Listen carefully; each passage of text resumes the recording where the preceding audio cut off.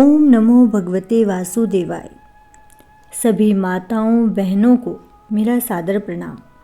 आज हम कार्तिक मास महात्म्य के अध्याय 8 की कथा का श्रवण करेंगे। अभी तक की कथा में नारद जी ने राजा पृथु को बताया कि किस प्रकार भगवान विष्णु और लक्ष्मी माता जी जालंधर के नगर में निवास करने लगे और उसके बाद नारद जी स्वयं भी अतिथि बनकर उनके नगर में गए। आगे की कथा को विस्तार देते हुए नारद जी कहने लगे, हे राजा पृथु, जालंधर ने हमारा बड़ा ही आदर और सत्कार किया। भक्ति भाव से पूजन करके कहने लगा कि महाराज, आपका कैसे आगमन हुआ, कहिए मेरे लिए क्या आज्ञा है। नारद जी ने जालंधर को कहा कि हे दैत्यराज, मैं कैलाश गया था। वहाँ पार्वती सहित अवधूत शव और उनका वैभव देखा तो चकित हो गया कि क्या ऐसा वैभव और किसी का भी हो सकता है। ऐसा विचार कर तीनों लोकों में भ्रमण करता हुआ यहाँ पर आया हूँ। यहाँ आकर तुम्हारी समृद्धि भी देखी है। तुम्हारे और शिव के वैभव में और कोई अंतर नहीं, किंतु तुम्हारा वैभव स्त्री रहित है। भस्म लेपन करने वाले, राग रहित, कामदेव के शत्रु शिव के पास स्त्री रतन जैसी पार्वती है। वैसे यद्यपि तुम्हारे पास अनेक सुंदरियां हैं, परंतु उनमें से कांतिमान पार्वती की तुलना में कोई भी नहीं कर सकती है। नारद जी कहने लगे कि हे राजा पृथु, हम तो इतना कहकर वहां से चले आए, परंतु जालंधर ने पार्वती जी की इतनी सुंदरता सुनकर काम ज्वर से पीड़ित हो राहु को बुलाकर शिव के पास भेजा। राहु उसी समय चंद्र के समान उज्ज्वल कैलाश को काला करता हुआ द्वारपाल नंदी द्वारा रोके जाने तथा शिव के सामने उपस्थित किए जाने पर उनसे बोले कि हे शिव, तीनों लोकों के नाथ और सब रत्नों के स्वामी जालंधर की आज्ञा सुनो। शमशानवासी तथा नरमुंडों की माला धारण करने वाले जटाधारी तुम्हारे जैसे अवधूत के पास पार्वती जैसे परम सुंदर स्त्री शोभा नहीं देती। मैं तीनों लोगों का नाथ, सब रत्नों का स्वामी हूँ, क्योंकि पार्वती भी स्त्री रत्न है, अतः वे मेरे साथ ही शोभा दे सकती है। तेरे जैसे भस्म धारण करने वाले योगी के पास वह नहीं रह सकती है। नारद जी कहने लगे कि हे राजा पृथु, राहु के इतना कहते ही श्री शिवजी ने अपनी भ्रिकृति अर्थात अपनी भौहें में से एक अति भयंकर पुरुष को उत्पन्न किया, जिसका सिंह सामान मुख जलती हुई अग्नि के समान लाल लाल नेत्र और शरीर पर बड़े खड़े खड़े बाल थे। उत्पन्न होते ही वह जब राहु को खाने के लिए आगे बढ़ा तो राहु भयभीत होकर कहने लगा कि हे शिव, मैं ब्राह्मण हूँ और दूत भी, अतः तुम मुझको मत मारो। ऐसा कहने पर शिव ने राहु को पकड़कर आकाश में फेंक दिया। तब वह भयंकर पुरुष राहु को छोड़कर शिव के पास आया और कहने लगा कि मैं भूखा हूँ, मुझे खाने के लिए कुछ दो। तब शिव जी के कहने लगे कि तुम अपने हाथ पैरों को खाओ। जब वह हाथ पैरों को खाता हुआ सारे धड़ को खा गया, केवल मुख ही बचा, तब शिवजी ने प्रसन्न होकर कहा कि आज से तुम्हारा नाम कीर्तिमुख होगा और तुम हमारे द्वारपाल होगे। पहले तुम्हारी पूजा होगी, तुम्हारी पूजा बिना हमारी पूजा निष्फल होगी। उधर राहु आकाश में जाकर बर्बर देश में गिरा। राहु की ऐसी दशा सुनकर जालंधर को बड़ा क्रोध आया और वह दैत्यों की 1 करोड़ सेना लेकर अपनी पूरी से बाहर निकला। बाहर निकलते ही सामने एक आंख वाले शुक्राचार्य राहु मिले। इनके अतिरिक्त और भी अनेक अपशकुन हुए, परंतु वह रुका नहीं। तब दैत्य सेना सारे आकाश में छा गई। जब देवताओं ने जालंधर की कैलाश पर चढ़ाई देखी तो छिपकर शिवजी महाराज को खबर दी। श्री शिवजी ने उसी समय विष्णु भगवान का स्मरण किया। स्मरण करते ही भगवान वहां आकर उपस्थित हो गए। तब शिवजी ने कहा कि भगवान, आपने देवताओं को पीड़ा देने वाले इस दैत्य को मारा क्यों नहीं? इतना ही नहीं, आप वहां जाकर उसके घर में विराजमान हो गए हैं। तब विष्णु जी कहने लगे कि यह आपके अंश से उत्पन्न हुआ है और लक्ष्मी जी का भाई है, इस कारण हमने इसको नहीं मारा है, यह आपके ही हाथ से मारा जाएगा। तब शिव जी बोले कि वह तेजस्वी दैत्य हमसे ऐसे नहीं मारा जाएगा। तब अब आप सब इसको मारने के लिए अपना अपना तेज दीजिए। तब विष्णु सहित सब देवताओं ने अपना अपना तेज दिया। इसके बाद शिवजी इस तेज को इकट्ठा करके ज्वालामुखी सुदर्शन चक्र बनाया और वज्र बनाकर जालंधर से युद्ध करने को तैयार हुए। शिवजी के बहुत से गणों की सेना में समस्त देवगण भी आकर सम्मिलित हो गए। उधर कैलाश के निकट जालंधर अपनी सेना को लेकर आ पहुंचा। इधर कीर्तिमुख नंदी आदि सब गण और देव सेना भी अब मैदान में आ डटी। तब जालंधर और देवताओं का ऐसा संग्राम होने लगा। गणों की इस मार से घबराकर दैत्य सेना भागने लगी। दैत्य सेना को इस प्रकार भागते देखकर जालंधर ने सेनापति शुंभ और निशुंभ तथा कालनेमी को आगे किया। इनको देखकर दैत्यों ने अनेक प्रहार किए, जिससे देवसेना मार खाकर भागने लगी। तब गणेश और शुंभ का महाघोर युद्ध हुआ। इस बार अपनी सेना को भागती हुई देखकर जालंधर स्वयं रणक्षेत्र में आया। देवसेना की ओर से वीरभद्र अनेक प्रकार के प्रहार जालंधर पर करता रहा। तब जालंधर ने क्रोध में आकर अपना परिध उस पर दे मारा और उसके रथ की पताका को काट दिया। साथ ही जालंधर ने बाण वर्षा करके देवसेना में भगदड़ मचा दी। अपनी सेना की ऐसी दशा देख स्वयं शिवजी बैल पर चढ़कर युद्ध के लिए आए और आते ही दैत्य बाणों से तीव्र प्रहार किए। इन प्रहारों से दैत्य सेना इस प्रकार भागने लगी जैसे कार्तिक व्रत में पाप भाग जाते हैं। उसी समय शिवजी ने अपने बाणों के प्रहार से खड्गारोमा का सिर काटकर पृथ्वी पर गिरा दिया। तब जालंधर ने महाघोर ललकार की तो शिवजी ने उसके रथ के घोड़ों और सारथी को भी मार गिराया। तब जालंधर पैदल ही अपना खड्ग लेकर शिवजी की ओर दौड़ा। शिवजी ने तत्क्षण एक मुक्का उसकी छाती पर दे मारा, जिससे वह कुछ विहल हो गया। इस प्रकार जब दैत्य ने देखा कि शिव अजय हैं, तो उसने गंधर्व माया रची। गंधर्व और अप्सराएं नाचने और गाने लगी। शिवजी भी इस माया में फंसकर नाचने और गाने लगे। जालंधर दैत्य श्री शिवजी को माया में फंसा देखकर महादेव जी का रूप धारण करके पार्वती जी के पास गया और पार्वती जी का रूप देखकर कामांध हो गया।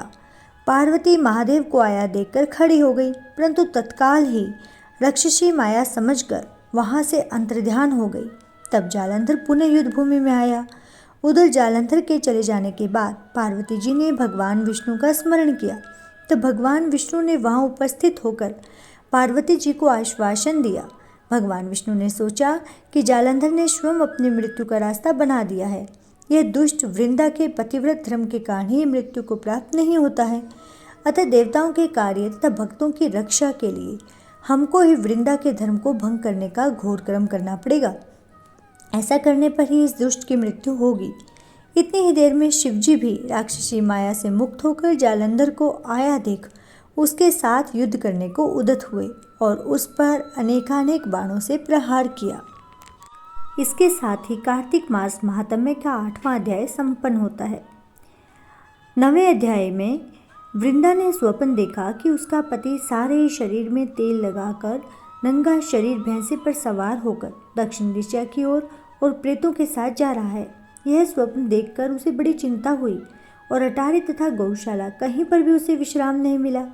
तब वह एक वन से दूसरे वन में चली गई। वहां वृंदा ने सिंह जैसे मुख वाले 2 राक्षस देखे। उन्हें देखते ही वह डर के मारे भाग गई। आगे जाकर उसके शिष्य सहित एक तपस्वी मुनि को देखा और उसने अपनी रक्षा के लिए कहा। उसकी प्रार्थना पर मुनि ने अपने एक हुंकार से उन राक्षसों को भगा दिया। तत्पश्चात वृंदा ने मुनि से विनयपूर्वक कहा कि महाराज, मेरे पति जालंधर तथा महादेव जी में घोर युद्ध हो रहा है। उसमें किसकी विजय होगी, कृपा करके बताइए, क्योंकि आप सर्वज्ञ हैं। यह सुनकर मुनि ने ऊपर को देखा। उसी समय 2 बंदरों ने आकर मुनि को प्रणाम किया और मुनि के संकेत पर वे दोनों बंदर वहां से चले गए। फिर थोड़ी देर बाद वे दोनों आकाश की ओर से आए और उन्होंने वहां जालंधर दैत्य का सिर और धड़ लेकर फेंक दिया। वृंदा अपने पति के मृत शरीर को देखकर बहुत दुखी हुई और रोने लगी। तत्पश्चात मूर्छित होकर पृथ्वी पर गिर पड़ी। मुनि ने अपने कमंडलों से उस पर जल छिड़का तो उसे चेतनता आई। तब वह पुनः विलाप करती हुई मुनि से बोली कि महाराज, जिसने देव, गंधर्व और विष्णु सहित तीनों लोकों को जीत लिया, वह शिव के हाथ से ही कैसे मारा गया। हे मुनि, आप बड़े सामर्थ्यवान हैं, किसी प्रकार मेरे पति को फिर से जीवित कर दीजिए। तब मुनि कहने लगे कि शिव जी के हाथ से मरे हुए को कौन जीवित कर सकता है, परंतु फिर भी तुम पर कृपा करके हम इसको जीवित कर देते हैं। ऐसा कहकर मुनि अंतर्ध्यान हो गए और जालंधर जीवित होकर वृंदा के साथ प्रेमलाप करता हुआ आलिंगनबद्ध हो गया। वृंदा भी अपने पति के वेश में विष्णु के साथ उस वन में रमन करती रही। परंतु एक दिन मैथुन के पश्चात अपने पति के वेश में विष्णु को देखकर वह अत्यंत क्रोधित हुई और श्राप देती हुई बोली कि तुमने मेरा पतिव्रत धर्म नष्ट किया है, इसलिए मैं तुमको श्राप देती हूँ। निश्चित ही वह कपट मुनि तुम ही थे, और तुमने जो 2 राक्षस कपट के बनाए थे वही कालांतर में तुम्हारी स्त्री का हरण करेंगे, और जो तुम्हारा शिष्य था वह बंदर रूप धारण कर तुम्हारी सहायता करेगा। वृंदा ने विष्णु भगवान को श्राप देते हुए कहा कि तुम शिला के हो जाओ। नारद जी कहने लगे कि हे राजा पृथु, भगवान कृष्ण ने देवताओं तथा अपने भक्तों के कार्य के लिए पतिव्रता वृंदा का यद्यपि शील हर लिया, परंतु वे मन ही मन अत्यंत दुखी हुए और बोले, हे वृंदे, मैंने तुम्हारे श्राप को ग्रहण किया, अतः मैं अवश्य शिला रूप में हो जाऊंगा, परंतु तुम भी वृक्ष रूप होकर मुझको मिलोगी। उसी समय वृंदा अपने पति के चरणों का ध्यान करके विष्णु के मना करने पर भी अग्नि में प्रवेश कर गई। नारद जी कहते हैं कि हे राजा पृथु, इधर शिवजी बड़े भयंकर वेग से राक्षसों को मारने लगे। शिवजी की इस तीक्ष्ण बाण वर्षा के आगे शुंभ और निशुंभ भी न ठहर सके और वे युद्ध से भाग खड़े हुए। तब शिवजी ने उनको श्राप दिया, क्योंकि तुम युद्ध क्षेत्र से भाग गए हो, इसलिए पार्वती के हाथ से मारे जाओगे। उधर जिस समय वृंदा का पतिव्रत धर्म नष्ट हुआ, तभी जालंधर का बल समाप्त हो गया। ठीक इसी समय विष्णु ने अपना सुदर्शन चक्र अपने तेज सहित शिव को दिया। फिर शिवजी ने अपना ऋषियों के तप का, पतिव्रता स्त्रियों का तथा ब्रह्मा जी का तेज उसमें जोड़कर जालंधर दैत्य पर छोड़ दिया, जिससे उसका सिर कटकर भूमि पर गिर गया। सिर और धड़ अलग होते ही जालंधर का तेज उसके शरीर से निकल श्री शिवजी में और वृंदा का तेज श्री पार्वती जी में समा गया। उधर विष्णु वृंदा की चिता में लौटने लगे। तब सब देवताओं ने शिवजी की स्तुति की और कहा कि महाराज, जालंधर को मारकर आपने देवताओं का बड़ा उपकार किया है, परंतु कई महान अनर्थ हो रहा है, कृपा करके उसका भी कुछ उपाय कीजिए। भगवान विष्णु वृंदा के पतिव्रत धर्म से मोहित होकर लगातार उसकी चिता भस्म पर लौट रहे हैं और किसी प्रकार का विश्राम नहीं कर रहे हैं। तब शिवजी ने कहा कि हे देवताओं, तब सब भगवान की योग माया की शरण में जाकर उनकी स्तुति करते हुए बोले, तुम्हारी माया को ब्रह्मादिक भी नहीं जानते हैं। उस देवी को हमारा नमस्कार है, जिसके भक्तगण अनादर और मोह को प्राप्त नहीं होते। ऐसी मूल प्रकृति को हमारा नमस्कार है। उस समय देवताओं ने एक तेज देखा और आकाशवाणी सुनी कि गौरी लक्ष्मी और सरस्वती, रजोगुण, सतोगुण और तमोगुण रूप मैं ही हूँ, वही तीनों तुम्हारा कार्य सिद्ध करेंगी। उन देवियों की तुम आराधना करो। फिर उन तीनों देवियों ने प्रकट होकर 3 बीज दिए और कहा कि इन 3 बीजों को जहाँ पर विष्णु में जाकर बो दो और अपना कार्य सिद्ध करो। देवताओं ने 3 बीज ले जाकर जहाँ पर वृंदा की चिता पर भगवान विष्णु लौट रहे थे जाकर बो दिए। उन 3 बीजों में से 3 वृक्ष उत्पन्न हुए। रजोगुण सरस्वती से आंवला, तमोगुण गौरी से तुलसी और सतोगुण लक्ष्मी से मालती हुई। श्री लक्ष्मी जी ने अपना बीज ईर्ष्या युक्त होकर दिया था, इसलिए मालती भगवान पूजा में निंदित तथा आंवला और तुलसी भगवान को अति प्रिय हुए। इस प्रकार वृंदा वृक्ष रूप होकर भगवान शालिग्राम से संयोग किया। इसी कारण कार्तिक के उद्यापन में भगवान की पूजा तुलसी के मूल में होती है। नारद जी कहते हैं कि हे राजा पृथु, जिस घर में तुलसी का वृक्ष होता है उसमें यमदूत कभी नहीं जाते, इसलिए जो तुलसी का वृक्ष घर में लगाते हैं वे यमपुरी नहीं देखते। नर्मदा तथा गंगा का जल और तुलसी का पूजन, यह तीनों यज्ञ कराए बराबर हैं। मनुष्य तुलसी और आंवला की छाया में अपने पितरों का श्राद्ध करता है, उसके पितृ मोक्ष को प्राप्त हो जाते हैं।